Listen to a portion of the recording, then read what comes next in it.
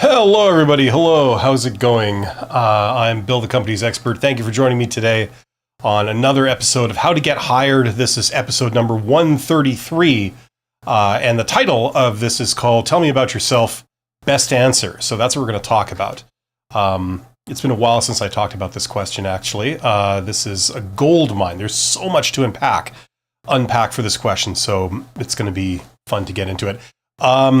If you are seeing my beautiful face and my fabulous shirt, if you're seeing my hair, fabulous. I did this for you guys.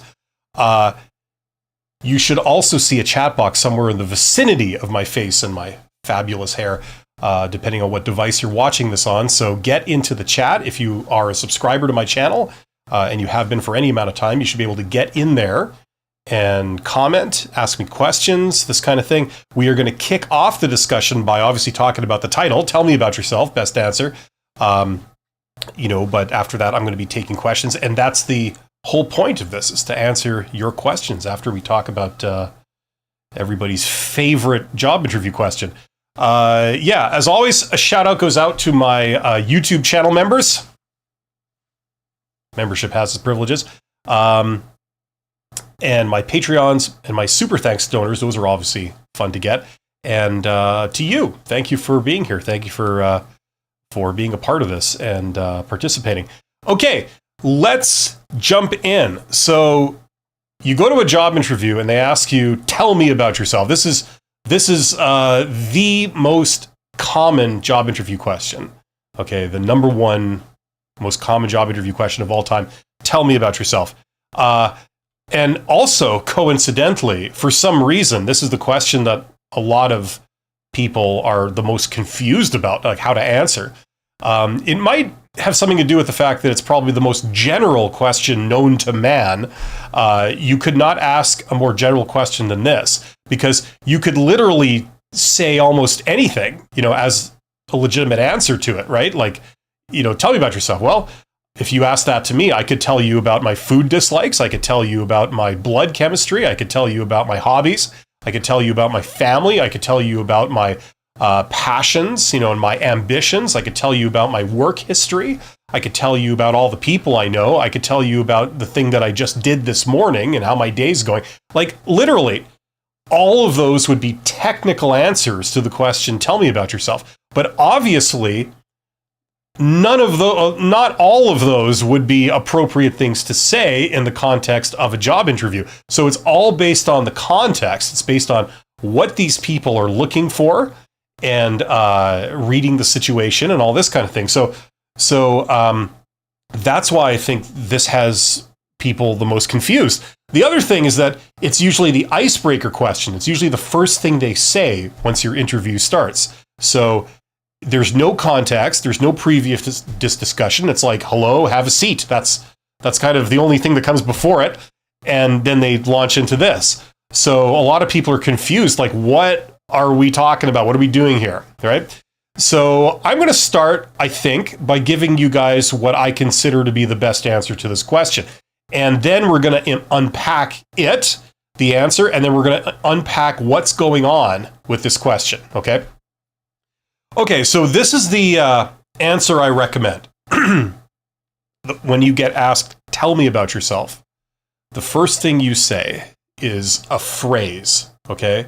And this is a memory jog for you. It also frames what you're about to say. And the phrase is, well, as you can see from my resume. Okay, that's the phrase. Now, we're going to get into this phrase a bit later, but let me just give you the answer. So the first thing you say is, well, as you can see from my resume. Then you go through your resume. You give a 45-second to 1 minute summary of your resume. Okay, like preferably 45 seconds rather than a minute.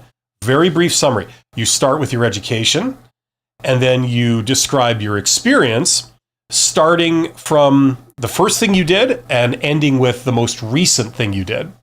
Okay? So, for example, you say, well, as you can see from my resume, I have a degree in this, or I have this education, and I started out in this position, moved to this, and my most recent thing is this, which I'm currently employed in that, or something like that, right? Okay, and then you end with, because you're coming up to the present, you describe the most recent thing, you end with another phrase. And the other phrase is, and that's what brings me here today, and why I'm excited to learn more about this opportunity. Okay, so let's start by unpacking that answer, and let's get into all the things that are going on with this question. Okay, first of all, I want to say this. The phrase that you start with, which was, well, as you can see from my resume, first of all, this phrase is technically optional. Okay, some people don't like to say that. That's fine. You don't have to. It's more of a memory jog for you than it is an answer for them. Okay, so like when you hear this question, you start by saying, well, as you can see from my resume, and that frames what you then say next. Give a summary of your resume in 45 seconds, so very, very general, and then end with the phrase, and that's what brings me here today and why I'm excited to learn about this opportunity. The first phrase is optional. If you do say it, it does matter how you say it. You don't want to say it in an arrogant way, like, you should know this already.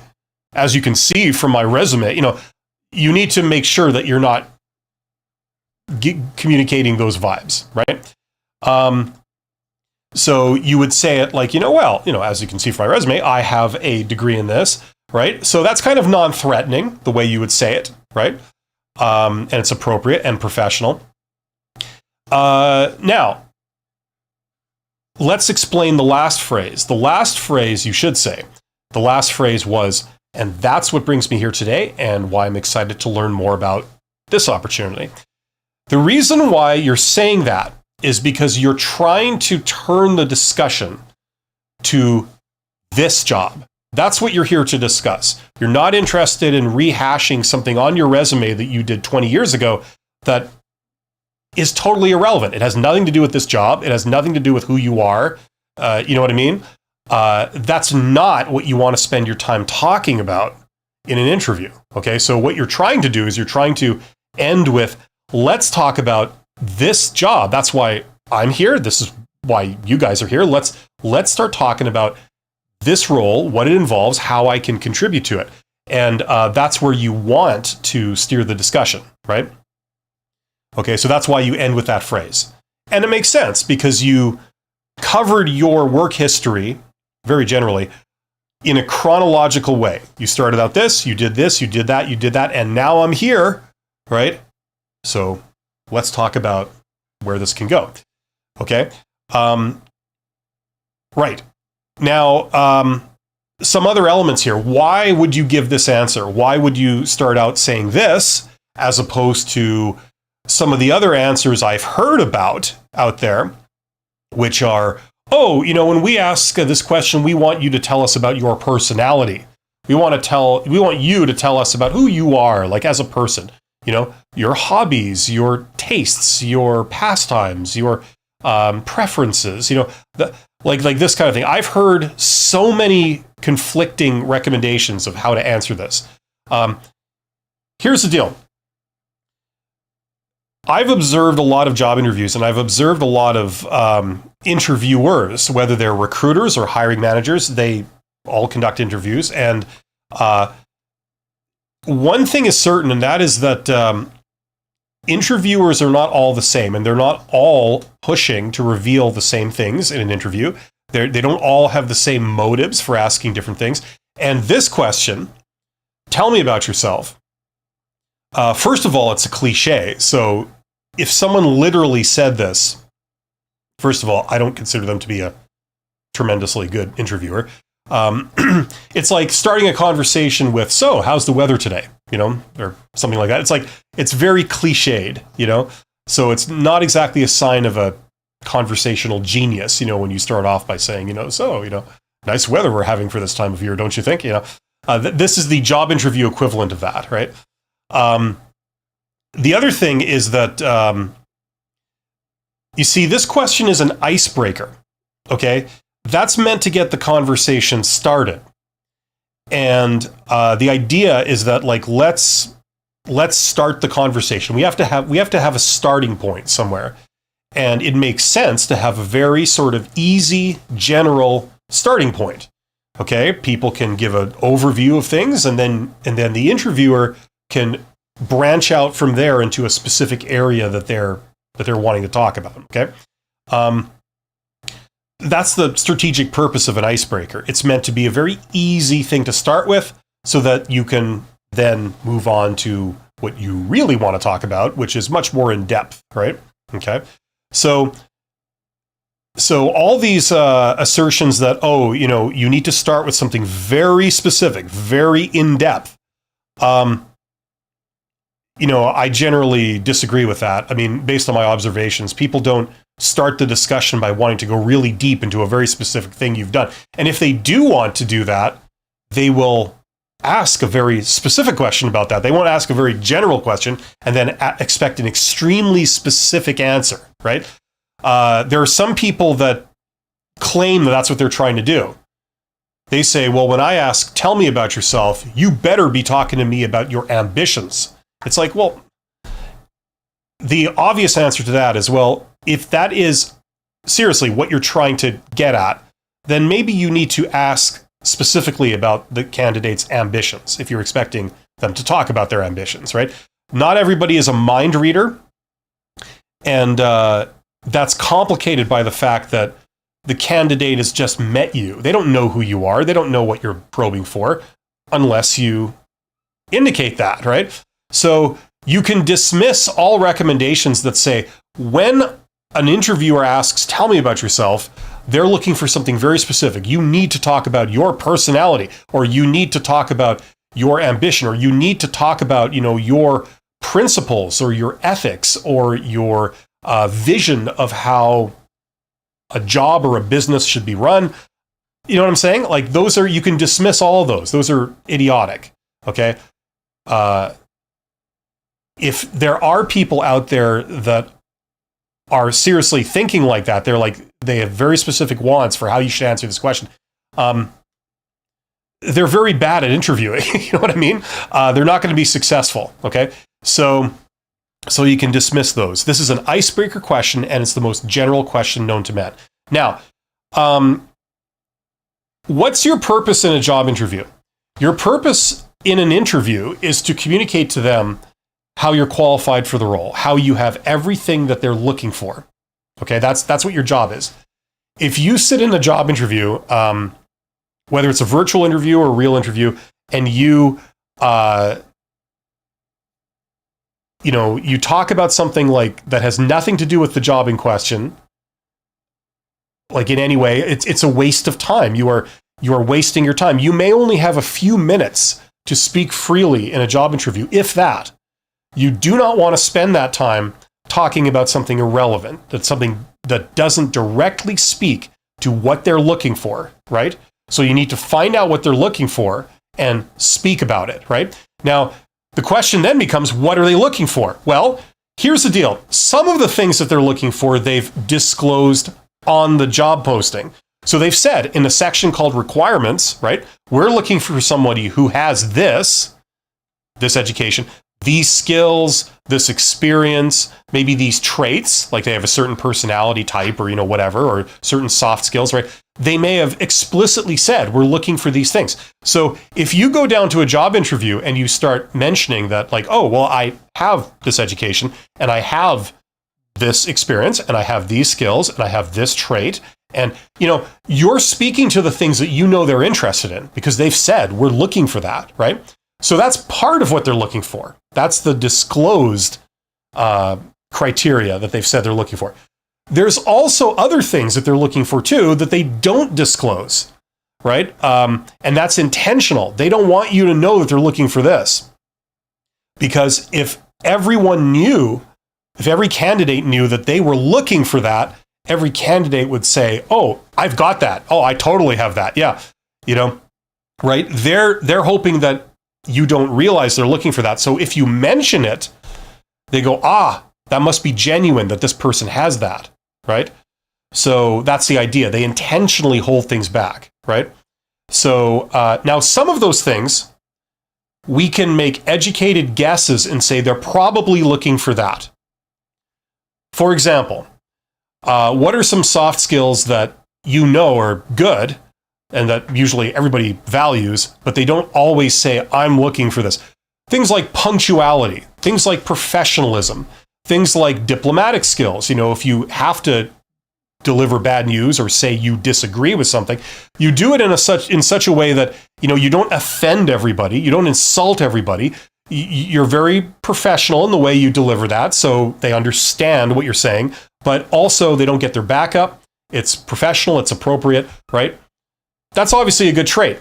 Being able to collaborate with lots of people, lots of different types of people. That's usually a universally regarded good trait, right? Do they always write that on the job description, saying we're looking for that specifically? No, but they're still looking for it. If you don't have that, then it will be a problem, right? They may eliminate you over the fact that you don't have that, even though they didn't explicitly state it, right? So there's certain soft skills that we can make educated guesses on and say that, okay, they're probably looking for that, right? In which case, it's good that, you communicate that you have that, right? Yeah, somebody's saying means the short general summary of the resume and goals. Wrong. Absolutely wrong. See, that's an assumption, right? If you ask a lot of recruiters, you don't have to take my word for this. Go in online and go and look up articles on how different recruiters recommend you tell me about yourself. They say anything but that. They say the opposite. They say, no, we want this very specific thing, right? Which is asinine, right? Because if you want a very specific answer to a very general question, then you're a moron. You don't understand how to ask a question or conduct an interview. But what about goals? You said goals. Why goals? Incorrect. Where did that come from? Now, the thing about this stuff is that everything happens some of the time. So there are interviewers out there that expect you to be a mind reader. And when they ask you a very general question, like, tell me about yourself, they're expecting you to talk about a very specific thing, like, what are your goals? You know what I mean? Even though they haven't said, what are your goals in any way, shape, or form. They're just expecting that, right? They're not expecting you to talk about your food dislikes. You're expected to talk about your goals. But that's far from certain. Most interviewers don't expect your goals specifically, right? Okay? That's the problem with this question, right? So anyway, so your purpose in the job interview is to speak to what they're looking for. The explicitly stated job requirements, the things that we can make educated guesses on that they're probably looking for, but they haven't stated explicitly, right? A lot of those are soft skills, right? For example, you interview with a hiring manager, and you notice that the hiring manager is an accountant. Let's say they're, I don't know, the manager of a store, and you're interviewing for being an employee in the store, right? You happen to notice that the store manager who's interviewing you, they have a background in accounting, right? Maybe that hiring manager thinks it's a really good thing for all the store employees to have a very elementary, basic understanding of accounting principles. Accounting is to do with costs and how you manage costs.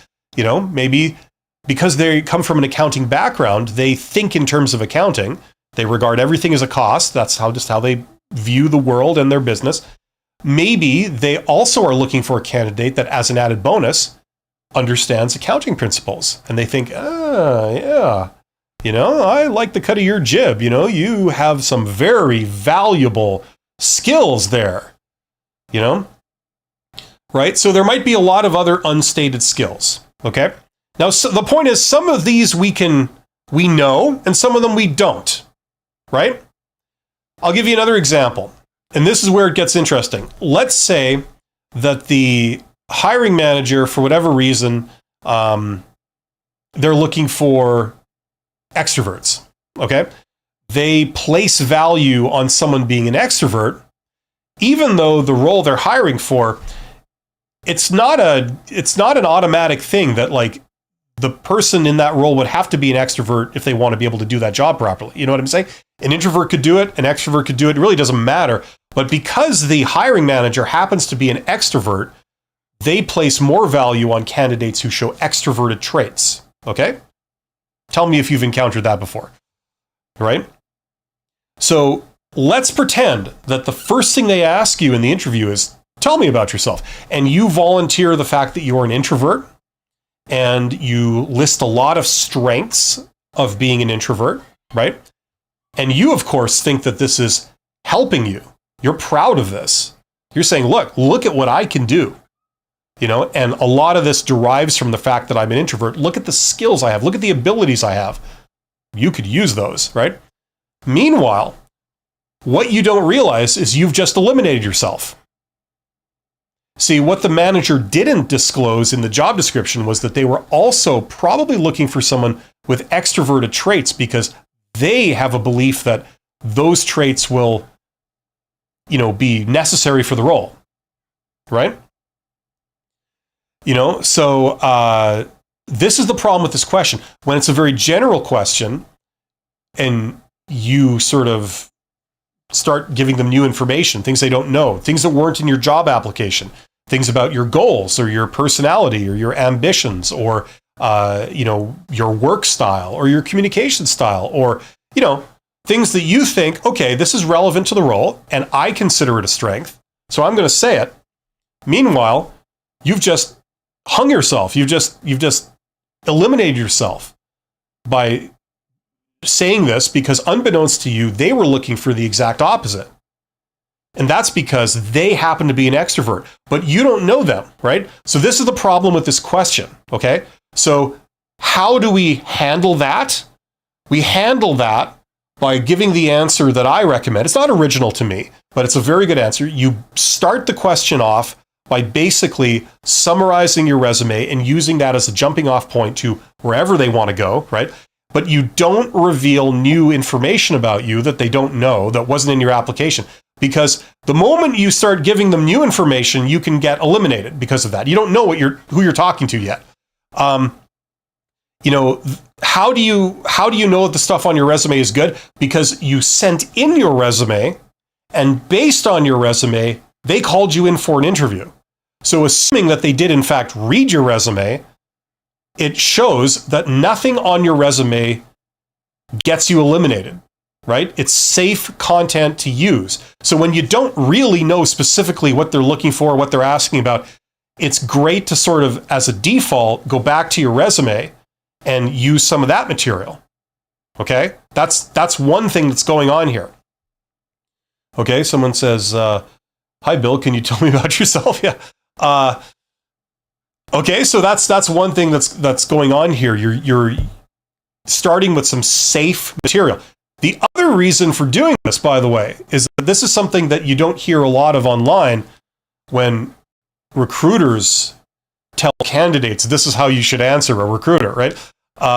Is that in a lot of job interviews that I've witnessed, okay, and you may have witnessed this too, what usually happens in practice is that the interviewer, they don't come to the interview having done their homework on you. They haven't read your resume recently. So maybe you applied for the job a few weeks back, and maybe at that time they read your resume and then they shortlisted you for coming in for an interview, right? But between that time and this time, they haven't actually boned up on like who you are before you arrive for the interview, or if it's a virtual interview before you go live. They haven't actually revised your resume and like refreshed themselves and just given it a once over and said, okay, who is this person? They haven't done that. So it's also helpful to them if you start the interview with saying, just as a reminder, this is who I am. This is, my education, my experience, right? It's also useful for them because in more than 50% of interviews, the interviewer doesn't know who you are by the time the interview starts. They haven't loaded that information back into their head, right? So the argument that, oh, well, I already know your resume. I already have you already have it. But the odds are, in fact, that you haven't actually revised it recently. So you don't know who I am by the time the interview starts. You might even know my name, and maybe that's it. But you've got a resume in front of you that you haven't read. Well, here, let me just give you the Cliff's Notes as a starting point, right? So I've heard that answer. I've heard it said like, well, don't say your resume because their interviewer already knows your resume. Yeah, in theory they do. They should know your resume. In practice, most of the time they don't. Okay? So I take exception with that counter argument. We could keep going on, but let's just get to questions here. Thank you for participating, by the way. Confidocene, if I'm saying that right. I'm sure I'm not. It says, what do you think about lying on a resume? I feel like it is immoral as an aspiring engineer. Okay. Here's the deal. An outright black and white lie is always bad. It's first of all, listen, if you don't want to talk morality, okay, think of it this way. If you're caught in that lie, okay, it's bad for you. Not only do they reject you for this job, there's a chance they may blacklist you in some way, shape, or form. Okay? That has been known. Here's a person that, we now see that they have no professional integrity. That's bad. Okay? Not only are we rejecting you from this job, but we're putting you on some kind of blacklist that is shared between maybe a couple of different companies or something. You don't know. You don't know. Such things have been known. Okay? So saying that you have a qualification when you don't, things like that are like black and white. It's either a yes or no answer, and it's very clear cut. Lying about that stuff is not good. Okay? Like, that's my take on it, if you're asking me. Now, beyond that, okay, we then get into everybody has their own definition of exactly what constitutes lying. Is exaggerating lying? Is not disclosing something that may not be relevant. Is that lying? You know what I mean? Like, that's where it gets into this fuzzy kind of gray area, right? Now, the problem is that,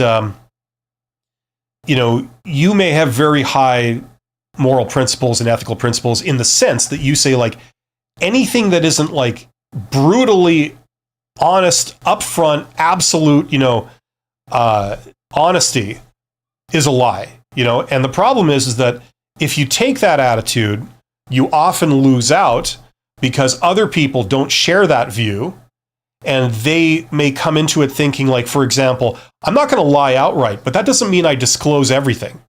If they say, what is your greatest weakness? And you say, well, like let's just say hypothetically, you said, like, I have no weaknesses, or I don't really feel that I have like a major Achilles heel. I try to be a well-rounded person, and maybe that's not entirely honest. If your mother asked you, what do you think is your greatest weakness? You would say, well, I'm a little bit too antisocial. I really need to be less blunt and more charismatic with people, So that's what you honestly think. But when they ask you the same question in an interview, you know that listing your flaws will probably be a bad thing for you to do. So you decide not to do it, right? Now, is that lying? I'll leave that up to you, okay? Some people say yes, some people say no. What I am saying is that if you take the high road here and you say, like, no, I believe in that concept so completely that I've decided that when I go to an interview, I'm going to lead with all my flaws in the spirit of honesty and full disclosure. I'm going to lead by saying, listen, full disclosure, I'm not the easiest person to get along with. And full disclosure, yes, I have this degree, but quite frankly, I scraped by. You may not see my grades listed on my resume, but I scraped through with a C-, and, full disclosure, I think it's only honest of me to disclose that, right? If you did have that definition of, like, lying, you're going to find that you probably won't get very far because your competitors, certainly some of them, will not share that viewpoint, okay? And what they will do is they will not lead with their failures. They will do everything they can not to mention their failures. And they've passed the interview, whereas you don't. You know what I mean? So that's the problem. you can promote yourself. You can, make sure that you talk about your strengths. By default, you minimize your weaknesses. You try not to disclose them if you don't have to. That tends to be a very common thing. So I would say that's a good thing to do. I wouldn't judge you too harshly for that. But a black and white lie where they say, are you a fully licensed accountant? And you say yes, when in fact you're not, that's crossing the line. Okay. So that's what I would say. So that's what I would say on a resume. That's what I would say in an interview in any way, shape, or form. That's sort of what guides you, in my opinion. That's my take. Hopefully that makes sense, Confidocine. Alpipal says, the angle switches. I assume this is to keep the viewer engaged, but more often than not, for me, it looks awkward. What? What are you talking about when you say the angle switches? What specifically are you referring to? If you could let me know, I'll be happy to respond to that, Alpipal. Yeah, so there's a lot of things going on with this question, okay? The other thing, of course, is that, how can I put this? A lot of recruiters and a lot of people who comment on job interviews, okay, they have a bit of a conflict of interest because they themselves conduct job interviews. And, they take this attitude where they're going to say, like, listen, I'm your friend and advisor, and I'm going to advise you what to do. So when the interviewer asks you this is what I recommend you saying, right? And it can be very self-serving because they themselves are advising you to play right into their hand when they're interviewing. An example of that is the weakness question, right? When they say, tell me about your weakness or your greatest weakness, or what are your weaknesses, right? And the answer I've heard over and over again, coincidentally, from people who interview people for jobs, recruiters and hiring managers, is they say, how to answer the weakness question? Well, it's very simple. You should be honest. Just tell them exactly what your biggest weakness is, and then tell them how you're working on it. Because all we want to know is that you're self-aware, you recognize that you have weaknesses, and that you are taking some steps to work on yourself. That's all we want to know, right? Tell me if you've heard that answer before. The problem is, in practice, what I've observed for years is that that's not how it goes down. First of all, the interviewer, what they're doing is they're doing a process of elimination. They're playing an elimination game. You start with, like, in the case of a posted job, you start with 800 applicants or whatever it is, that apply for the job. And then of those, you filter that down to like maybe 10 people, you might want to do a virtual interview with online. And then of those 10, you filter it down to maybe the final 3. And then of those, you filter down to 1, right? So it's all about eliminating people, right? Yes. For example, the people that you interview, usually on paper, all of them, every single one is qualified to do the job. You are looking for strengths. You're looking to see if people are qualified. Yes, great. And you have an overabundance of them in most cases.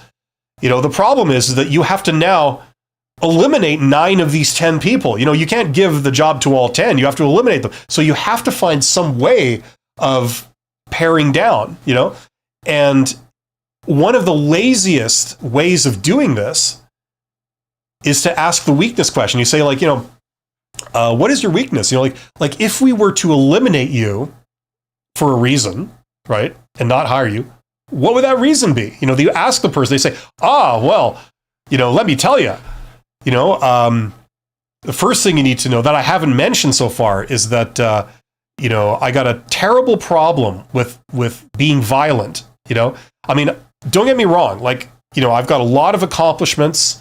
I did very well in school. All my bosses have loved me, in terms of my performance. But, on the job, when people rub me the wrong way, when I get upset, I tend to get violent. And that has caused a lot of problems in the past. So that's probably my greatest weakness. And then the interviewer says, okay, well, thank you. Listen, I really appreciate your candor on that. It's great that you're being so forthcoming. And then they eliminate you because you have that flaw, so you just eliminated yourself, essentially. You walked right into an ambush, they sort of coaxed it out of you, and then there it is. There's the reason why we're going to eliminate this person. This is person number 10. Okay, they're gone, right? Next, let's go to number 9. Let's see if we can get them to give us like an obvious, clear reason to eliminate them. Then we can do this quickly, right? So the problem is that a lot of advice is very self-serving when it's coming from people on the other side of the table. They would love to advise you and get you to play right into their hand, Sometimes the interviewer is your ally. They're working with you. They're hoping that you will be the candidate. And they're hoping to really explore that with you. But at other times, they're your adversary. Okay? They're not working in your best interest. They're working in their best interest. And that's most clearly illustrated on the salary question. You're trying to push for as much money as you could possibly get. They're trying to haggle you down to accept the least amount of money you would ever possibly would. It's like polar opposite incentives, right? They're not your friend on this. They're not working with you. They're working actively against you. So when you get to a question kind of like, tell me about yourself, which is kind of a little bit neutral, you want to be on guard against, just sort of being fully open and honest about everything, because remember, these people are not necessarily your allies. They are also working against you on some level too. So that's what's going on there. So they would love for you to disclose everything, unfiltered. And then they really see who you are and they go, okay, let's eliminate this person. The problem is that your competitors who are a little more guarded, they tend to win. They tend to get the job instead of you when you take that attitude. Let's go over to questions. This is a great conversation. Okay. The angle switches. I assume this is to keep the viewer engaged, but more often than not, it looks awkward. Your thoughts? Are you talking about literally like a camera angle? Is that what you're talking about, like this? I got 2 cameras, right? And I switch between them with a keystroke when I remember to. Okay, that's how sophisticated this is. Partly it's for redundancy, and partly it's just, I don't know, to try and spice things up. There's nothing more boring than looking at a fixed shot for about 2 hours. So, whatever. Now, it depends also where I put my monitors. I can move things around a little bit, and stuff. So I've also got my main one kind of off to the side. So, anyway. Gopal says, yo, bro, you helped me lot to get job. Right on. Right on. Thanks, Gopal. I'm doing what I love. Awesome. That's perfect. Thank you, bro. Well, you're absolutely welcome, Gopal. I'm glad it's helpful, and I'm glad to see you prospering. Way to go. You're a good guider. Well, thank you. Thank you very much. All the best. Alpipal says, it reminds me of what one of my math teachers said. For state testing, I guess this is in the US, for state testing, they kept changing the curriculum because they were afraid it was too easy. Like they want the students to fail. Well, yeah, okay. That makes sense. I mean, that's the trade-off with teaching, isn't it? You make it too easy, everyone has a great time, but you don't really learn anything. You make it too hard, you might actually learn quite a bit, but you hate it. You know what I'm saying? So somewhere in there, presumably for different types of people, there's like a happy medium, where you're challenged and you got to put a bit of effort in. It isn't all peaches and cream, but you learn lots and you get a feeling of accomplishment when you succeed and when you pass. And, it's a nice sort of blend, right? And it doesn't completely turn you off a topic, right? The logistic guy, is it a good idea to hire a recruiter on your behalf to hunt down a job for you? No, first of all, that is not a thing. That doesn't really happen. There aren't any people out there that really will be your agent. they are looking out for themselves. Like, unless you're prepared to pay them like $1 million or something, that doesn't happen. Recruiters work for companies. They either a staffing agency or they're internal to an actual employer, in which case they're paid by the employer. They're not paid by you. And therefore, they act entirely in the employer's interest, not yours. Okay? Now, what some people do, okay, I don't do this, but what some people do is they become career coaches, right?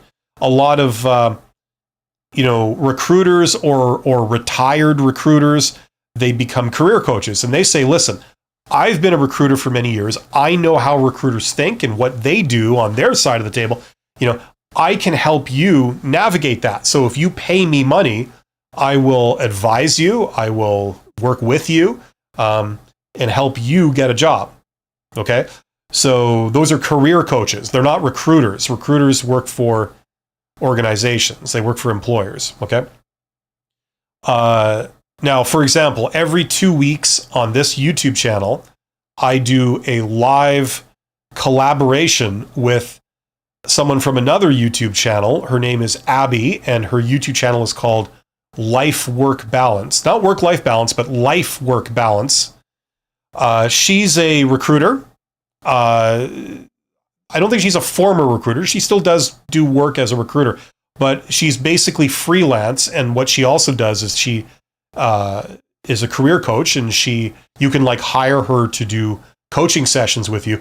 And what she'll do, and what a lot of people do, is they will do sort of like mock interviews with you, where you do an interview with them, and it's rehearsal for you, but they also then can give you feedback. They say, listen, here's what I honestly think. You need to improve this. You're coming across like this. Maybe I recommend you do this thing to kind of counteract that. Your answer for this question was not very good, not for that question. You accidentally revealed this. They will work with you and do that kind of thing. So that's how you can get feedback from someone who's in your court, who's on your side. They're part of your team. But it's very rare that they will go out and try and get you a job. Like, you still have to apply for jobs and things. They can work with you, they can advise you, but you still have to do the work. And the last thing I'll say is that, you see, the reality is that no one is going to care more about getting you a job than you, right? It's very hard to find someone who's enthusiastic about getting you hired as you are, you know what I mean? So the way that works is you can get advisors, but there's no real escaping the fact that you have to do the work yourself. You have to get your own job. Hopefully that makes sense. Oh, and you say that makes so much sense. Thank you. Okay, great. Awesome. Alpipal says, it just confuses me a little bit.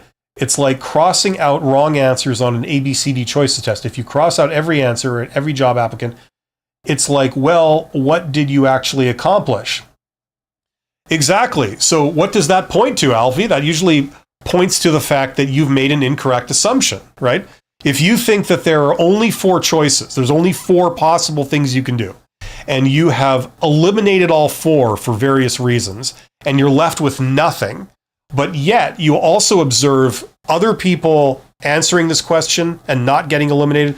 You also observe other people getting hired. What does that tell you? That tells you that you made an incorrect assumption somewhere along the line. Either there's more than the 4 choices, or maybe, when you said that you eliminated one of them, the reality was that you don't actually eliminate one of those, So something was assumed incorrectly, right? Your model has failed. So you then now go and re-examine the assumptions you made to come up with that model. And that's where the learning is, right? Like, I get a lot of comments that are very, very pessimistic from job seekers. And this is totally understandable, because being between jobs sucks. It's very stressful. We're at a very low point in our lives, usually, for most people, when you're having to do job search. It's very hard to maintain your confidence and your self-esteem, right? And it's very easy to look at like what's going on out there, at least what people show you what's going on out there and say, wait a minute, that doesn't make any sense. It's like, how can anyone find a job under these conditions? I don't see any jobs being posted. I don't see how I could get any of them. It looks like a no-win situation. Okay, yeah, that is what you see. You're absolutely correct. Now, look at what else we observe, though. Is the employment rate like 85%? No. Most people have jobs. Most people are getting jobs. You know what I mean? So there's obviously a disconnect in there. What you're perceiving is not actually reality. There's something you're missing. There's a huge thing that I usually talk about. It's called the hidden job market. It's the fact that most jobs are not posted. So that explains a lot of what job seekers complain about. It's because they're unaware of the hidden job market. They don't know what it is. They don't know how to find those jobs. You know what I'm saying? But this is how we look at our logic. We got someone here called the logistic guy. Okay, now for a moment I misread that. I thought it said logic, but you want to talk logic. You want to talk like reasoning. It's great that you brought that up, LP Pal, because that shows a gap in people's reasoning. That shows like a flaw. So if that's what your experience, things just don't add up. This is where the real learning begins. The things that you think you know about what's going on, they're actually, at least one element of it is actually false, right? Maybe when it comes to coming back to this question, like, tell me about yourself, how to answer it, maybe you were given misinformation. Maybe when a recruiter or somebody said, here's how you should answer the question, the problem is you answer like that, you get eliminated, So it's like you were fed misinformation. It turns out their advice is bad, and why is that? It's because there's a conflict of interest for them. They are the person on the other side of the table. They're not really rooting for you,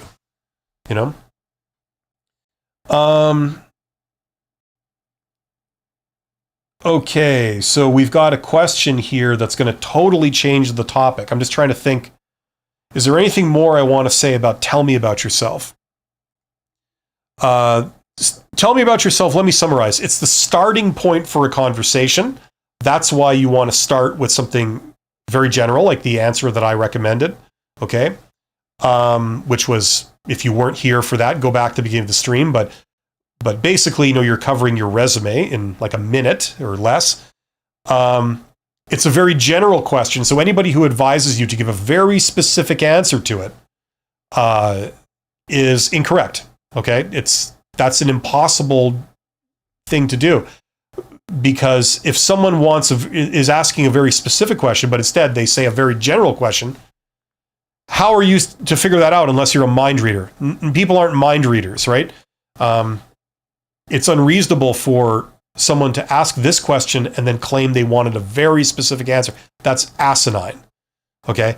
In which case, you couldn't win with them anyway, okay? Because if they think that's logical and that's doable, they got another thing coming. Also, the recruiter is your adversary a lot of the time. They're not your friend.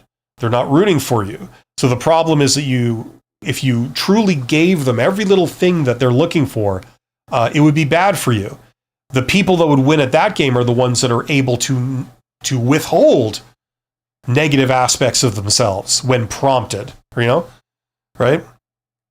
And then the argument that, well, they already have your resume. It's like, yes, that's true. They do. They do already have your resume. However, in more than 50% of cases, when you have a job interview, whether it's virtual or in person, that recruiter, although they should be familiar with your resume, they are not, because they haven't done their homework and reread your resume right before the interview. So they're refamiliarized with who you are. So the problem is they're going into a lot of these interviews blind. They don't remember who you were. They know they called you back for an interview, but they don't remember anything about you until you actually get there. And then when they ask a question like, tell me about yourself, it's actually good that you give them a little refresher. This is who I am. This education, this experience, these skills, right? That's our starting point. Okay? So to sum up, here's my recommended answer. They say, tell me about yourself. You say a phrase. The phrase is, well, as you can see from my resume, and then that's an optional thing to start with. It's more a memory jog for you, but you can say it appropriately as long as you don't say it in a really arrogant way. You just say, well, as you can see from my resume, and then you summarize your resume in 45 seconds, starting with your education, starting with your earliest experiences, and then coming up chronologically to your latest experience, okay? And then you end with another phrase, and that phrase is, and that's what brings me here today, and why I'm excited to learn more about this opportunity. Okay, so that's my recommended answer. Right, now let's change the topics. I'm going to open it up to questions. So all you fine people that have questions about everything under the sun to do with job search, careers, interviews, resumes, where to find jobs, where to discover them, more higher level stuff like getting a job through direct outreach or informational interviews or networking, anything like that, events, anything like that. It's all free for all. Let me know what you're wondering about. So Gopal says, sir, how to switch a job as a senior graphic designer? Just want to switch my company. Just want to know that, not currently, but if I want to. Well, it's very simple, Gopal. I mean, this is sort of elementary stuff. If you have a specific thing in mind, that really helps. Because whatever job you go for, you're going to have to sort of make a case why you would be good at that job, right? Now, if you don't know what you could do, right, a very useful thing for you would be to discover what jobs that, could use a lot of the skills that you have as a graphic designer, but they're not working as a graphic designer, okay? So, for example, let's say you know how to use many different types of software, okay, like to do graphic design or something. You also understand not like the software, but the principles behind good graphic design, like aesthetics and things like this, right? Now, what other areas use those skills? I'm sure there's a lot of areas. Like in advertising, they use people to lay out ads and stuff. I don't know. People who make clothes, people who design cars or any product under the sun. It could be like what I'm drinking ginger ale, right? Now, the package is designed by a graphic designer, okay? But the look of the drink itself. Now, if this was brown with stuff floating in it, I'm sure that it wouldn't be as popular as it is, right? They designed this. They said, what color should it be? We don't want it to look exactly like Coca-Cola, nor do we want it to look exactly like 7-Up or something. We want something unique, It doesn't look like Red Bull. It doesn't look like Orange Crush. It's something unique. So there's design that goes into many different things in many different industries. You could start by exploring those.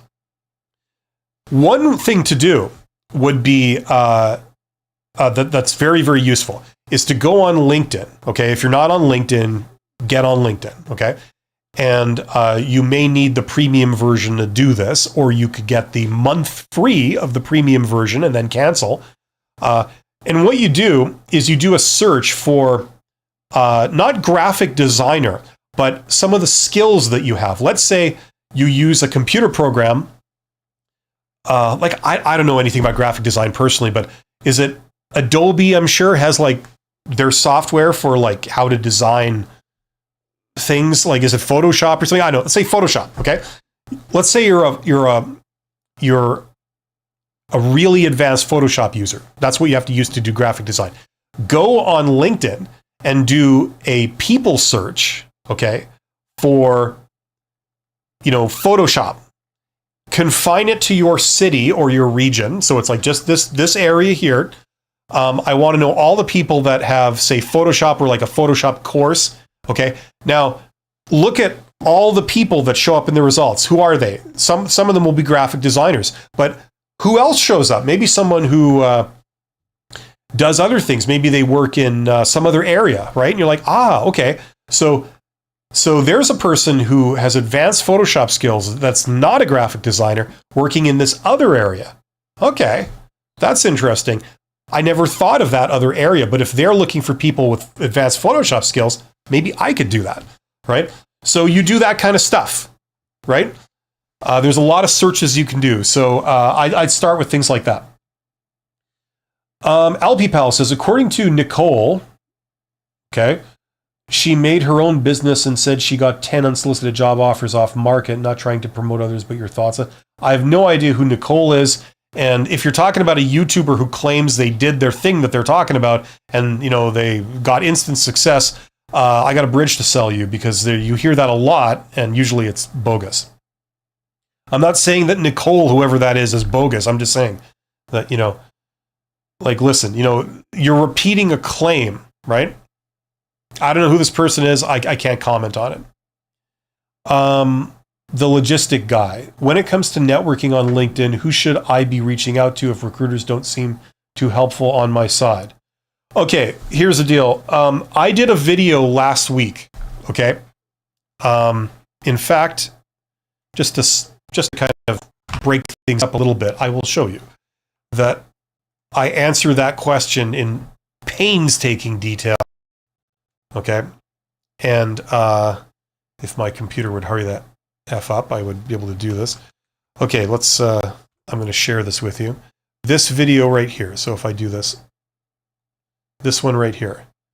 So it says how I'd get a job. Okay, so if I were jobless today, here's exactly how I'd get a job. It's 45 minutes long. And what I do is I go through 11 ways of getting a job. Okay. And, you know, you can check those out. Okay. That's kind of, you know, what to do. Okay. Where did that question go? It just zipped right by. So who should I reach out to? There's many ways of reaching out to different types of people, doing it different ways, you know, asking for different things, depending on what you're trying to achieve. Okay. LPPal says, if you're not on LinkedIn, get on LinkedIn. The company's expert 2025. Yes. Well, if you're a job seeker, sure. It's kind of like a no-brainer. It's like saying, I'm a job seeker. I'm looking for a job. Should I get a telephone? It's like, yes. If you're looking for a job, owning a telephone, like a cell phone or a landline or something, that would be pretty damn useful. It's kind of like the same thing. You know, is it the be all end all? Do you need a telephone to get a job? No, you don't. You know, you can get a job in person. It's quite effective actually, but it helps to have a phone. It's a very useful tool. LinkedIn is a very useful tool. Is it the be all end all? No, it isn't. But it is a very useful tool. You're welcome, Gopal. Hopefully that was somewhat useful. The logistic guy. I think I might be confusing LinkedIn networking with just connecting to recruiters. If recruiters aren't supportive or on my side, who should I actually be reaching out to for meaningful connections? Excellent question. The logistic guy. Excellent question.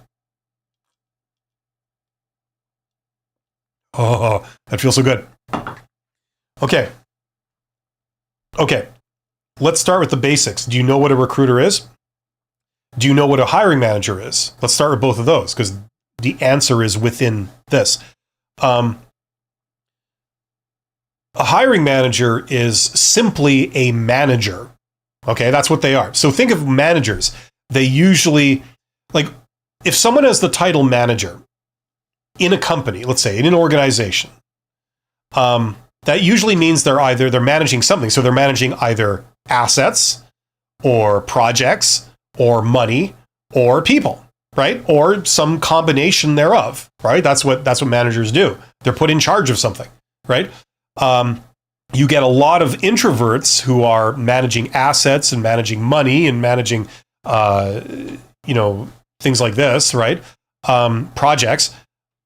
And then you get a lot of sort of extroverts and introverts who are managing people, right? Now, in terms of getting a job, we care more about those that are managing people, right? Because they probably are the ones that are looking for people, and we want to be the person that they're looking for, right? So we're looking for people who manage people. So someone who runs a department and they supervise some employees, right? The example I've used before is like, let's say you have an accounting department in some company, right? And that that department is run by a manager. It's overseen by a manager, a functional manager. Okay, they oversee the accounting department. They're probably going to be some kind of senior accountant, right? That is managing the accounting department, right? Now, who are the people that will work in the accounting department? They're probably accountants, right? So you have a group of accountants that all report to a senior accountant, right? And the senior accountant is responsible for doing all the accounting type stuff in the company. Okay, so whenever there's accounting type tasks that need to be done, they're sent over to the senior accounting manager, who then is responsible for getting them done, right? And what they will do is they will assign it to some of their underlings, like the people who work in the accounting department, the accountants, right? He'll say, okay, you 3 people are responsible for doing this, and let me know if you have any problems, but I expect you to be done by Friday, right? Okay, so that's the manager of the accounting department. Now, what happens is that the accounting manager is aware of like how much accounting jobs need to be done, and they're responsible for doing it. And if they find that, like, look, everybody else that's giving me jobs, you're sending accounting jobs my way, I can't get them all done with only 10 people. I have started running my department on overtime. I've been paying overtime to my accountants so they can stay late, so they can handle this volume of work, right? But the thing is, I keep getting an even bigger volume of work being thrown my way. There's no way we can get it done with only 10 accountants. If you're expecting this to be done by these deadlines that you're giving me, we just need another couple of employees here, right? I need to hire 2 more accountants to handle this kind of workload, especially when you tell me that all this new work you're throwing my way is going to be a permanent thing. Every month, we've got to now do this. Okay, I need 2 more employees. Now, my department gets a budget, and I have some authority in how we spend that money. We can pay for new software or, new tools, new computers, whatever. But I need 2 more employees, and it is within my budget to hire 2 more employees. So I'm making the decision, we need to post 2 more jobs. We need to hire 2 more accountants. Okay? Right? So what happens then is that chief accountant becomes the hiring manager, right?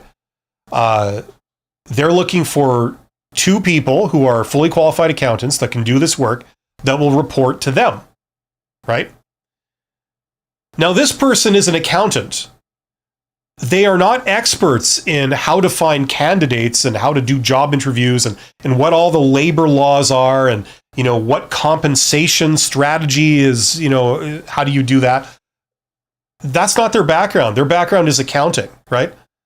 But the problem is hiring someone involves you to get into all those different areas. You need to know what the labor laws are. You need to conduct job interviews where you know what questions are legal, what questions are not legal, things like this. They don't know that stuff. So what they often do is they place a call to the HR department.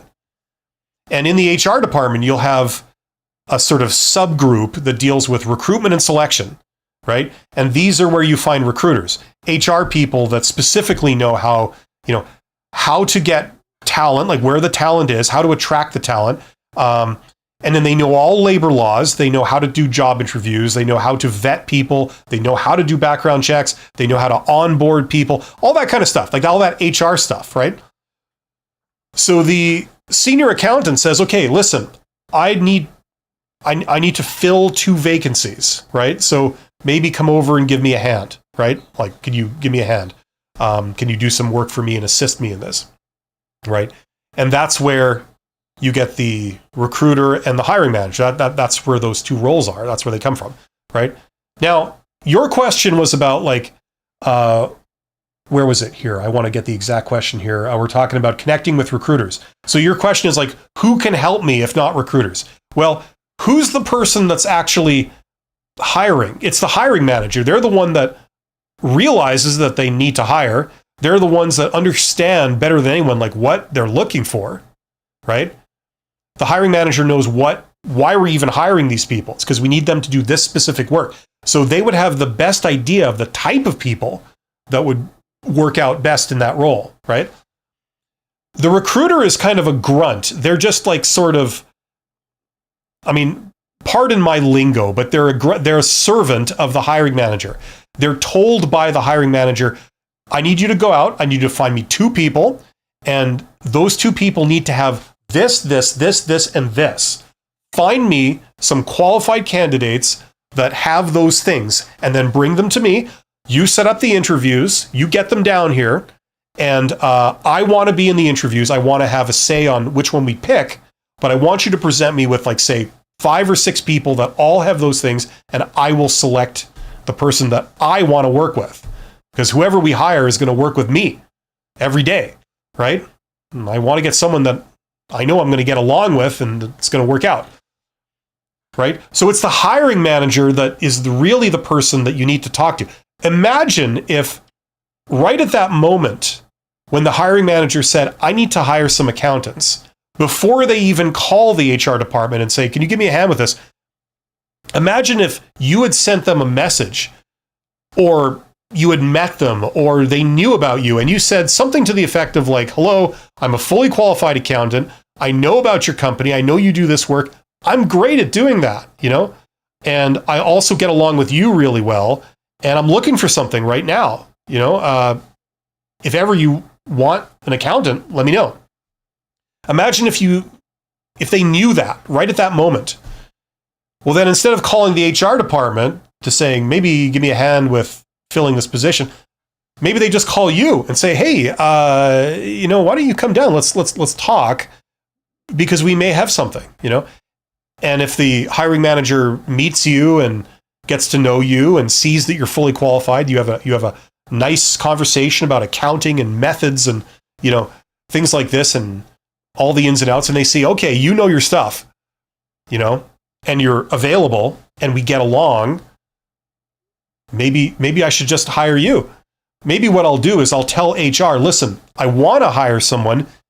Can you do all the paperwork, do the background checks, but unless you see any like major red flag, like let's get them hired, let's get them started here so I can get on with the work I got to do, which is doing all these accounting chores that I've been told to do, right? That's my job. That's what I need to do. I don't have time for any more of this HR crap sitting in job interviews. That's not what I do.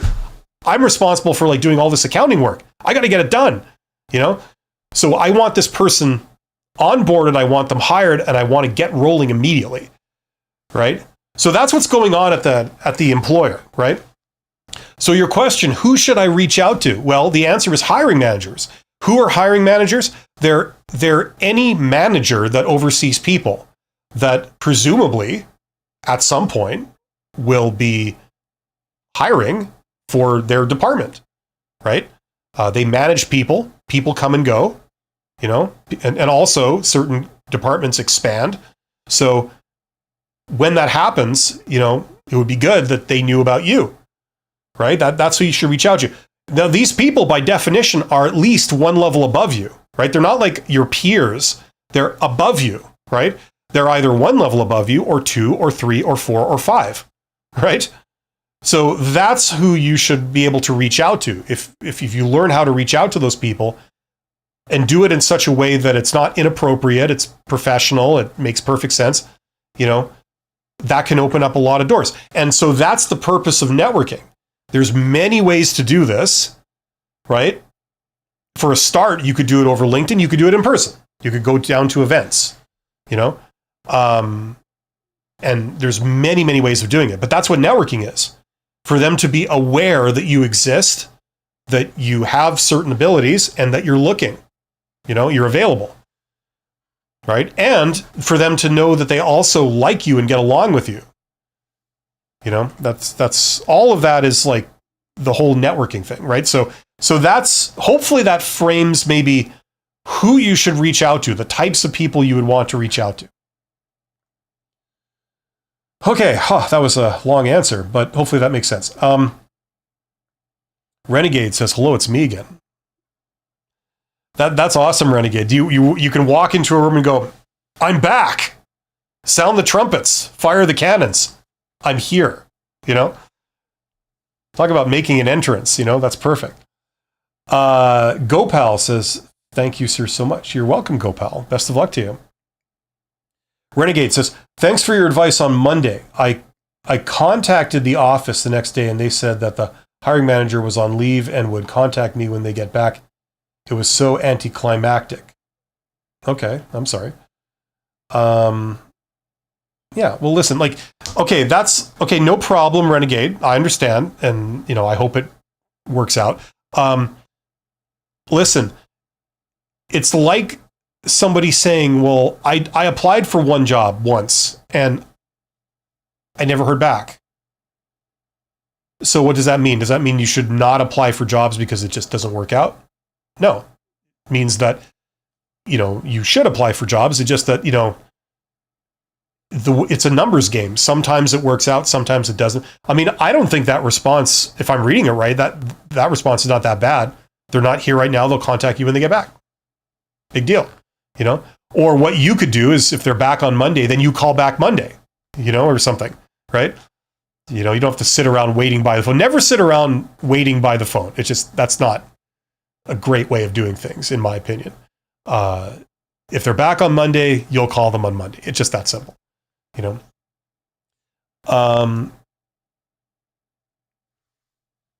LP Pal says, have you talked about what is absolutely not okay to do at all in a work environment, regardless of the setting?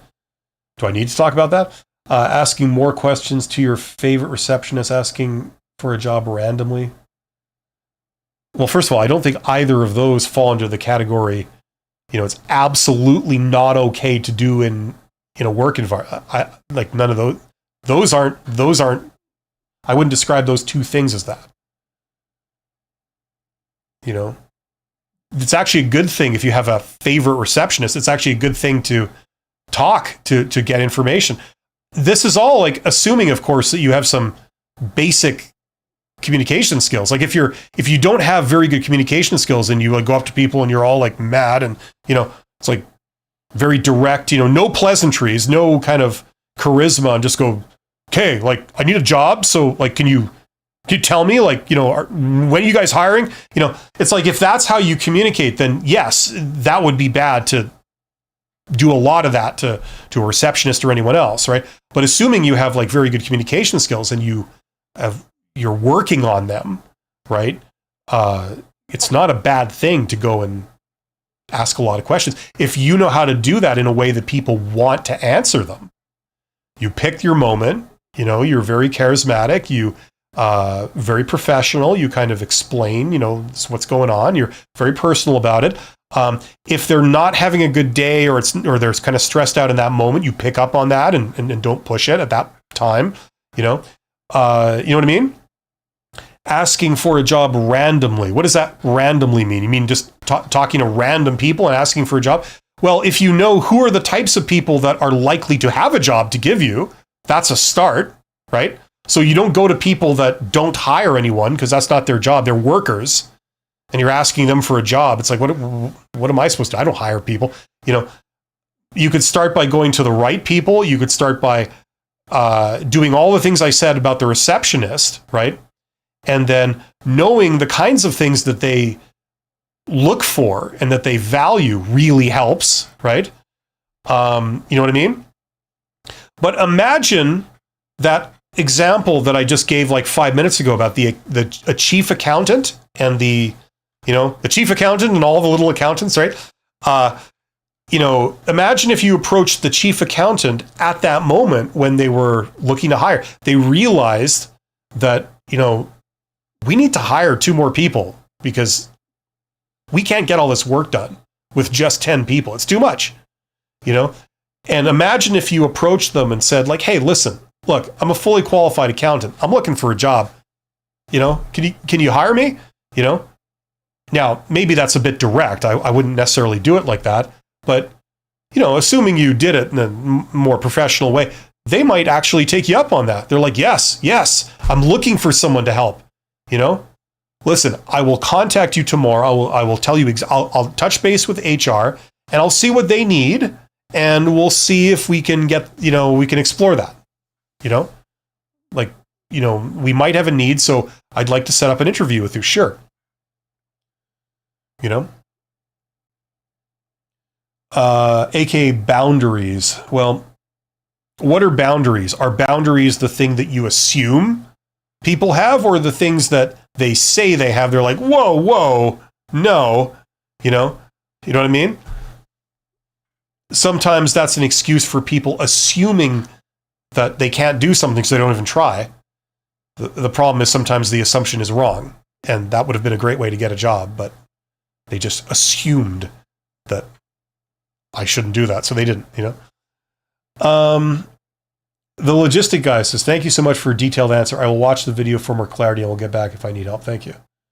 Yeah, great. I also have I haven't mentioned it today. It's been like over an hour, but as you can see on the screen, I have courses. This is the course that I would recommend to a lot of people. If you're between jobs and you want to learn how to get a job with me, that's where I put all my advice in one place. And it's got a ton of things in there that I haven't put on my YouTube channel, for free, especially a lot of stuff with networking and the hidden job market. That's what that contains. So if you're interested in that, check that out. There's a link in the description. Okay. Alpipal says, I feel like knowledge and skills are an asset, kind of like money itself. Absolutely. You should be able to use the least amount with the most effectiveness so that when you need more, it's extremely necessary. Yeah, well, listen, if you knew, imagine for a moment that you could, like, I don't know, this is going to sound retarded, but imagine if you could read minds and you knew in an organization, a company, what all the managers were thinking, how they looked at things, what their perception was. What are they actually looking for? What's the biggest burning question that they wish they had an answer for, right? Now, I can tell you with experience that, like, a lot of managers, they're not nearly as confident and as all-knowing as the image they project, okay? That's why a lot of people in business tend to be very, very conservative, because they really don't have a lot of confidence in their ability to make, like, executive decisions and have them be the right decision, So they always fall back on, like, I've seen this work before and I've had this work for me before, so I'm going to do more of that, right? Usually to get in those positions, there's always exceptions, but usually to get into those positions, you have tried a lot of things and you failed. You failed more times than you've succeeded. And so that leaves people very gun shy, So the point is that they've got a lot of insecurities. They've got a lot of things that they really don't know about that they wish they knew, like what's going on with their competitor, what's going on with their customers, what's going on with the economy. They don't know any of these things, and they're desperate for someone to bring clarity to some or all of these things. So if you showed up and said, listen, like, I can help you with this. I know that this is a source of real insecurity right now, and I have a background where I have a bit of insight into that, I can bring some of that. They go, yes, you should come and work for me, or work with me, right? Imagine if you knew that, right? You're talking about, like, how knowledge and things is like a commodity. Absolutely. Like, I teach a lot about entrepreneurship and business, which is really my core competency. Not like how to get jobs. It's more that kind of stuff, because that's what my background is, like building businesses and growing businesses and things like that. And like a lot of people, they just know how to make money. They don't need an employer because they know how to turn their own value into cash directly. Like they sell whatever services they have or whatever abilities they have directly. So they can go wherever they can start up in a new city, nobody, and then you don't need a job. You could just start making money, If you want an extremely basic example of that, think of like YouTube that we're talking over right now. It's like someone can go and just, if they know how to make, like, I don't know, hit videos or something, they go and they just start up their own YouTube channel. They make hit videos. within like a month, it's got like millions of views and they're making a ton of money and, all this kind of stuff. You know what I mean? And they know how to do that. They don't need to get a job because they can make way more by just converting their talent directly to money by selling it. Right? So, you know what I'm saying? You're absolutely correct. Knowledge is the key to everything. Tong says, "Hey Bill, the apple juice looks refreshing." That's not apple juice, it's ginger ale. Do you think LinkedIn is the best connection at events? Is phone or email more useful if meeting people in person? Should I get a slick business card? Okay. First of all, email is the worst way to communicate with people for a variety of reasons. Okay. Phone is slightly better. Okay. Because at least you're getting a two-way exchange in real time. Okay. But it's still not amazing. The best way to interact with people is in person. Okay. You meet someone face to face. They're fully engaged. They can't get out of it. They can't ignore you. You're right in front of them, and you make the best impression.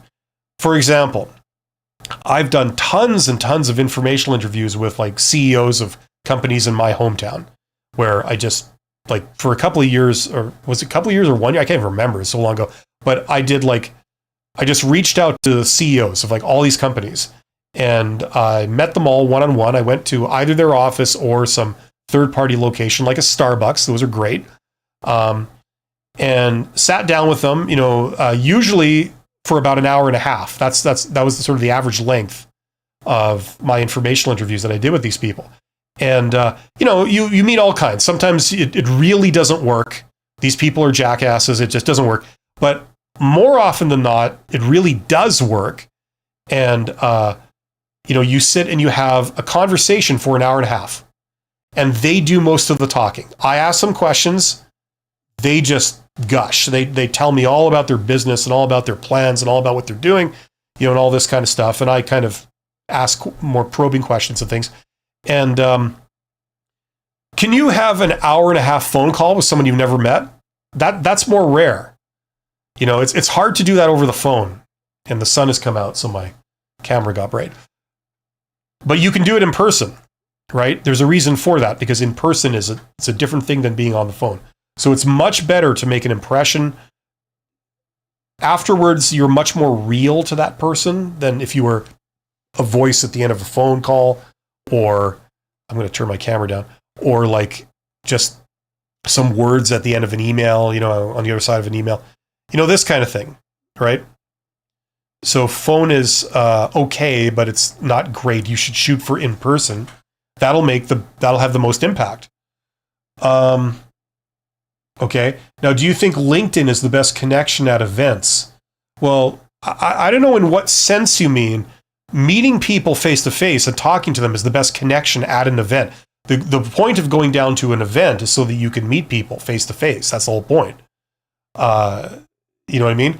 So if you mean it in terms of like to connect to people, like it's useful. LinkedIn is a useful tool. It isn't the be all end all, but it's very, very useful. You should be on LinkedIn. You should try to learn how to use LinkedIn to connect to people in your industry. Now, should I get a slick business card? Okay, here's the deal. Business cards, it costs the equivalent of about $20 to make like a giant stack of business cards for you. The place I used to use, I'm going to see if I can find it just to mix this up here, is I'm not endorsing these people. I mean, nothing to do with them. I'm saying this is where's my thing here? This one. This is the place I used years ago. I've gotten this a couple of times. So Vistaprint, like this is a Canadian thing, but I mean I think they do it internationally. Anyway, so I mean you can get business cards. You just order them. Now, anyway, I'm not here to promote this kind of thing, but what I'll say is that if you go down to an event, what's really, really useful, even in today, like this day and age, is to have a stack of business cards. So like I have like, you can't tell because my camera's so bright, but I have a breast pocket here, chest pocket, and you put in a stack of business cards. And then as you talk to people, usually when you first start talking to them, you take out a business card and you give them your card, and then that's a trigger for them to give you their card. Now you have a record of who you spoke to, their phone number, what company they're from, what their title is, and you have that. So we have a record of the person. You could always then follow up with them afterwards if you wanted to. So it's a great tool. Not that giving it out really is the value. It's so you can get them in return, right? That's the purpose of it. You know what I'm saying? So that's the idea. Now, I see GoPal saying, help you for thumbnail design. No, thank you. I'm good. Thank you. So giving out a business card, that's its value. Now, what I'd recommend is that if you have a LinkedIn profile, that header of your LinkedIn profile where it says your name, your tagline, your contact information, and maybe even your photo, right? Like if you have a headshot, right? All you have to do is just put that on a business card. Just take your LinkedIn header and like all that information, just put that on the card. So it says your name, your tagline, your contact information, your phone number, website, like if your LinkedIn, your Facebook, whatever you want to put on there, maybe even your photo, right? And there you go. And then the purpose of that is not that like you're going to give it out to everyone, although that has its value. The main purpose is also to get cards back whenever you meet someone, right? And considering it costs like literally $20 or something to get like giant stack of like business cards, and they look pretty damn good. It's a no-brainer to me. I would recommend that all job seekers do this. It's a good, in my opinion, it's a good investment of $20 to do that. You don't have to use the place I showed. You could use any place you want, but just it's a good thing.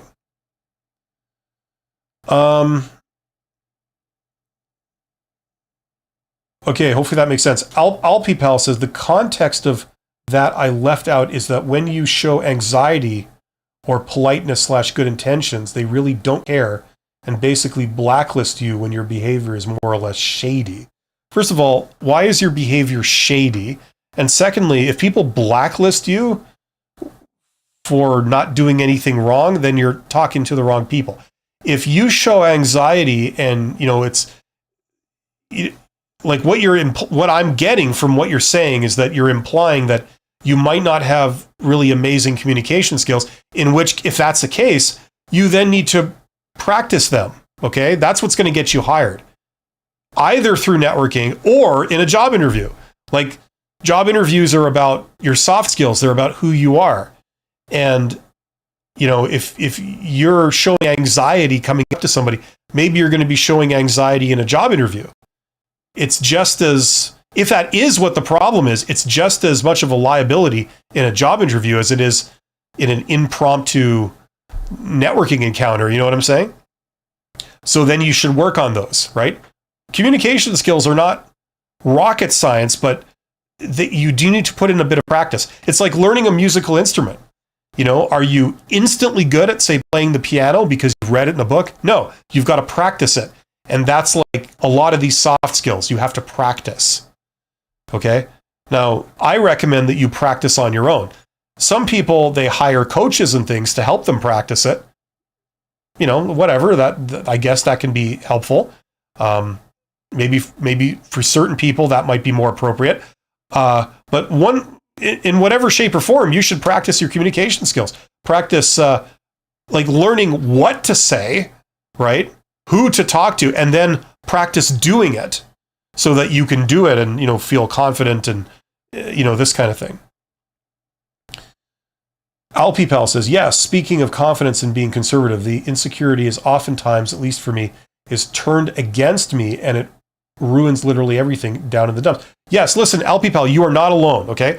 A lot of people, especially when they're young or when they're starting out with this kind of stuff, they don't have super amazing communication skills. They don't have super amazing self-awareness or any of that stuff. You have to work at it. And the good news is it's like any skill. Practice makes perfect. If you work on it and you practice doing it, like how does one learn a sport when you start, you suck, like you're terrible. But the idea is that if you keep working on it, you get better and better, right? Like that's the idea. This is no different. This stuff is actually really not that hard, but it does take a bit of practice. So number one, like learn what to do. And then number two, go and practice doing it. Do it again and again and again. So once you learn how to talk to somebody, say you go up to a receptionist or whatever you're talking about here, like, how should I start a conversation with a receptionist? What do they respond to? What's appropriate? What's professional? Learn that stuff. Okay. And then practice doing it. Go up to a receptionist and just practice it. It's not fun in the beginning. It's like learning a sport where you suck, like you fall down, you get hurt, whatever. But the idea is that you keep practicing and you get better and better, and then you're not going to be falling down anymore, And life is long, especially in your 20s. You have no idea how long life is, for the vast majority of people. If you're in your 20s, that means you've been sort of like in a more or less the person you are now for like only 10 years or less. You've got another 50 years of being who you are now, essentially, like inside. You can learn new skills. If it takes you 5 years to work on your communication skills, it shouldn't. But if it does, and you develop those skills now and you're 22 or something, by the time you're 27, you're going to be like a tour de force. You're going to be like an expert. And then you will enjoy many decades of like opening up all kinds of doors, all kinds of opportunities, talking to people and getting the result you wanted. That's all ahead of you. So start, there are a lot of resources out there too that can help you with that kind of thing. And job interviews are all about soft skills. That's what we've talked about before. Your application was about your technical skills on paper. The interview is about who you are as a person. So it's totally pertinent to what we're talking about here.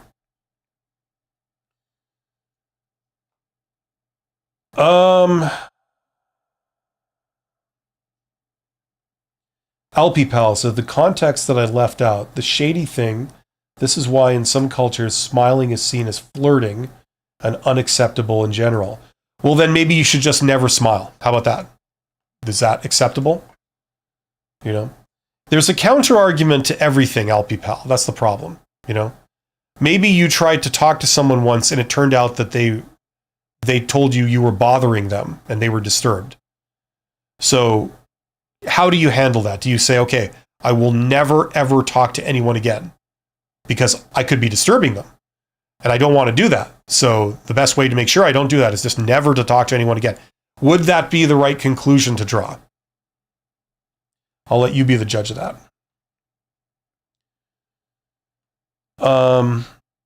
Leyenda says, hello, viewers.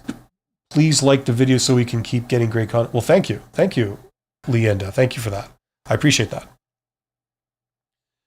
That being said, we've come to the end of the chat. So if there are any other questions, get in the chat.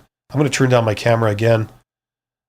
I will answer your questions and then I have to sign off sometime soon. I actually have another live stream booked for this afternoon starting in half an hour. So is this good? Something like that? There we go. 46. Oh, yeah, now the clouds go, so it's totally dark. Maybe that'll be the use for the other camera. I can keep it bright or I could keep it dark,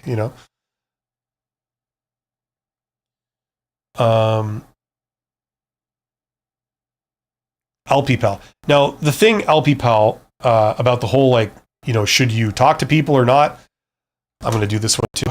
Is the thing is that, there are many kinds of people out there, right? And even with the same person, sometimes you catch them at a good time, sometimes you catch them at a bad time, sometimes they're able to help you and sometimes they're unable to help you, right? So it varies, right? So the thing is, you also have to remember that to a degree, this stuff is a numbers game.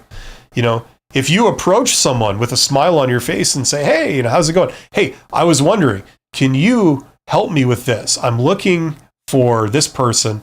Are they here? What would be the best way to get in touch with them? Something like that. Now, maybe I go up and I do it to one person, some receptionist, and they go, sure, not a problem. Yeah, listen, they're right here. They do work in this building. Unfortunately, they're not in their office right now. I think they might be gone to lunch or something. But I can page them after lunch, or I could call them to the front desk. If would that be what you're looking for? So you get a good result. Other times you go to somebody else. They just happen to be a jerk/psychopath, which is a wonderful combination. And you caught them on a bad day, right? And before you even said hi, and then they bitch your head off already. It's like, who the hell are you? Can't you see that we're closed? Get the hell out of here, God, these people. You know what I'm saying? It has nothing to do with like, oh no, I used the wrong approach. It's just that no approach is going to work in all situations, Maybe it turns out that jerk/psychopath who's having a bad day, maybe it turns out that the way to actually get the information you're looking for is to walk up to them and go, listen, I need this, right? And that gets their attention, and they actually go, okay, there's no need to shout, you're looking for that person. Okay, listen, whatever, like I'll page them. Okay, that's all I can do, right? Maybe that would be the approach to take with them, it turns out. Does that mean you should adopt that strategy? No. You know what I'm saying? You're doing the right thing. It's just that you have to recognize it's not going to universally work, right? With everybody. So don't just look at one data point and then derive like a whole conclusion from it. Okay? Do it 15 times. And if you get yelled at all 15 times from different people in different situations, then maybe you can conclude it's not a good approach. You know what I'm saying? Right? Same with job interviews, same with job applications. Don't just like say, oh, one recruiter told me this once, so therefore I'm going to base my entire strategy on it. It could be completely out to lunch. You don't know. If you apply for 1,000 jobs and you get not a single interview, then you can maybe conclude like, okay, maybe I'm taking the wrong approach. But if you apply for one job one time and you don't get an interview and you don't get a response, do you go away and read into like, what you did and go, oh, okay, this is clearly not the right thing to do. I need to totally change what I do. It's wrong. You know what I mean? It's a numbers game. And the thing is, you don't need the majority of people to respond favorably. All you need is one. That's why one of the annoying things on my channel is that I give a recommendation and I'll always get a comment from some person that says, well, when I was asked that question, I told them to F off and I got the job, and it's like, yeah, I know you're an idiot. And that's not an endorsement. You shouldn't tell the interviewer to F off if that's what you're suggesting. I'm glad that it worked out for you. I shudder to think where you're employed, if that kind of worked with these people, but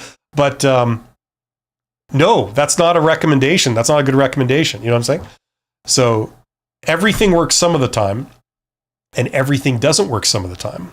So remember that. Alpi Pal says, you are spot on. Thanks for your insight. Well, thank you, Alpi Pal. I'm glad it's helpful. Grace OC says, how do we become less sensitive to rude people? Sometimes it feels super personal. Get a bat, carry it with you, write their name down the side, and just stroke it ever so sensually when they're nearby and they can see you. That usually helps. Jeff Daoni says, a crying emoji. Okay, awesome. Never be intimidated by people that yell at you, Jeff. Even people on live streams, you can't trust them. Worthless bastards to a man. The last thing you want to do is take any of their advice, especially if they make you cry or you prize the ability to make others cry. It gives you a feeling of power, that kind of thing. Okay, so I'm going to sign off. Thank you for being here. I'm going to be back in about 20 minutes, actually. So if you have more questions, come back in 20 minutes. I'll be doing a different live stream on this same channel. It's called Honest HR Nitrous, where we really get into the nitty gritty of stuff. If you want to go deeper with me and learn about how to get hired and a bunch of stuff, check out that course. Okay, link in the description. And if you're not really looking for a job, but you're looking to further your career, check out that course. That teaches communication skills. So if you're wanting to improve your communication skills, knowing what to say in different situations and how to communicate it so people regard you as like, oh, this is a highly professional person with a lot of potential, check out that course. All linked in the description. Thanks, everyone. I will see you soon. Take care.